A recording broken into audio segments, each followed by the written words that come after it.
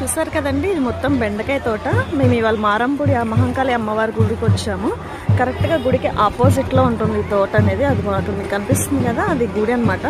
గుడికి ఆపోజిట్లో ఇది బెండకాయ తోట అనమాట. చిన్నప్పుడు మా డాడీ పెద్దాక ఇక్కడికి తీసుకొచ్చేవాళ్ళండి. ఇక్కడ బెండకాయలు, వంకాయలు, నిమ్మకాయ తోటలు వేసేవాళ్ళు. ప్రస్తుతానికి ఇది బెండకాయ తోట ఉంది. మొత్తం తోట మొత్తం ఫుల్ కాపు తోట ఉందండి. చూడండి ఎంత బాగున్నాయో. మొత్తం ఎక్కడ చూసినా అన్ని బెండకాయలే ఉన్నాయి. మామూలుగానే మనకి మొక్కలు చూస్తే చేతులు ఆగవు. ఇంక ఇంత మంచి బెండ తోట కనిపించిన తర్వాత మనం అందులోకి వెళ్ళకుండా ఉంటామా? అందుకే నేను అందులోకి వాళ్ళని అడిగి తోటలోకి వెళ్ళాను. కాసేపు నాకు నచ్చినట్టుగా టైం స్పెండ్ చేసుకున్నాను.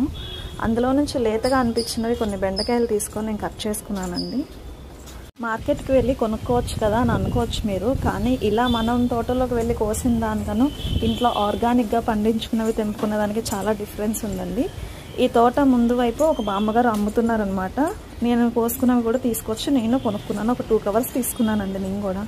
మీలో ఎవరికైనా ఇలాంటి ఎక్స్పీరియన్స్ అయినట్లయితే ఒకసారి నాకు కామెంట్లో పిన్ చేయండి, ఓకేనా? Thanks for watching my video.